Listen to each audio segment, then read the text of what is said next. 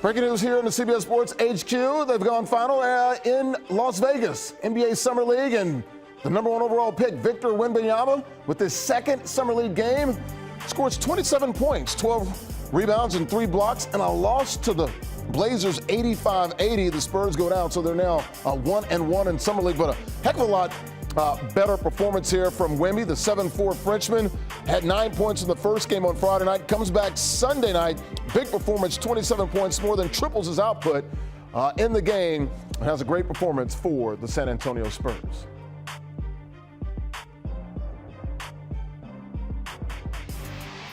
All right, let's go ahead and bring in our CBS Sports NBA insider. There he is, Reiter than you, Bill Reiter.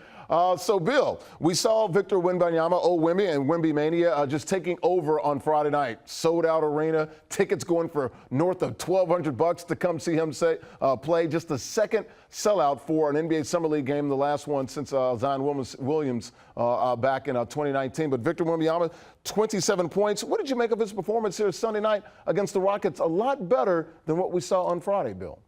I'm obviously better. He had almost 30 points, but I think all the talk that he played poorly in the first game was a little overblown, to be honest, Larry. Yeah, he was 2 of 13, but I saw the same ridiculous dynamic set of skills. His length, he's obviously he's a monster at 7'4", 7'5", whatever it is. The gravity that surrounds him and the space it creates for opposing players. Some of the crazy athletic moments we saw where he sort of tipped to himself and dunked that ball early in the game. He's got incredible vision. He should have had some assists in this game, should have had more in the first game. So in this performance, in the second game, I thought he was a little less nervy. I thought he was a lot more aggressive, a lot less passive. But for me, Larry, the stats aside, right, because it's Summer League and guys like Dirk and Kobe and Steve Nash were awful in their Summer League debuts. For me, the takeaway in this game is the same as the takeaway in game one. He's a massive talent. There's all this hype for a reason. Look, I'm not putting him in the Hall of Fame yet, but he is special and he can do everything. And it was nice to see in this game the shot work a little bit. He's just, it's the things you've heard. This is a ridiculously talented guy, and we'll see if he can make it translate to a successful or ridiculously successful NBA career. Bill, I think the biggest difference here, of course, we saw on Friday, he was 2 of 13, 1 of 6 from 3. The aggressiveness, a lot more aggressive here, and you saw it in that highlight package. Everything in the paint, attacking, going towards the basket here. He talked about it Friday afterwards in his press conference. He said, playing on Sunday, everything he has to do needs to be better, and he's going to learn, and he will be better on Sunday, and he absolutely was. How important was just being aggressive for him playing on Sunday? I think that's it. Look, yeah, is he highly celebrated? Is he very wealthy? Did he ran to the right place? Does he expect to be incredible? Yeah, he's still a 19-year-old young man / kid, Larry, as you know, and there are going to be nerves. And that passive reality that we saw in game one, I was at that game. I was in the arena. It was pretty amazing. Just the feeling, the way that the crowd reacted to everything that he did, good or bad. You knew he was going to come out and play better, or at least put in more effort, be a little more relaxed, right? Get a little bit of a rhythm in this game on Sunday here today. And I'm with you. Just watching him put in the effort, take more shots. He took 4 really early shots on Friday, missed the first 3, hit the 4th, and then he just stopped shooting for the most part for a long stretch, and he just looked off a little bit. I'm 100% with you. The effort, the fact that he went for it offensively and defensively, that he wanted to impact the game in different ways, it was evident. And the leap you saw Friday to Sunday, at least in the box score, to me, the story is that's going to be the leap he's going to have so many times over the course of this season. He probably won't play in Summer League again, but over the course of the regular season, prepare for this guy to have some bad moments in the regular season and then to just wow a week or two later. Yeah, 9 of 14 from the floor, also 2 of 4 from three-point range. And, of course, we saw those big 3 blocks there. So 8 blocks in 2 games, and that's what you sort of expect from the 7'4" Frenchman. Look at it. We talked about it here, Bill. You hear the words alien. You hear the words unicorn.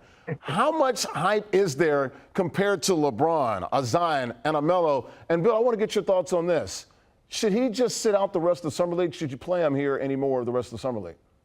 Yeah, I'll take the second question first and the first question second. I do think he probably should sit. And maybe this is just me being somebody who held his breath every time Wembanyama hit the ground, which was several times. Like, he's talented. He's still a pretty skinny-looking dude, right? And so you do get worried for these young players. I don't think he'll play going forward, but we'll see.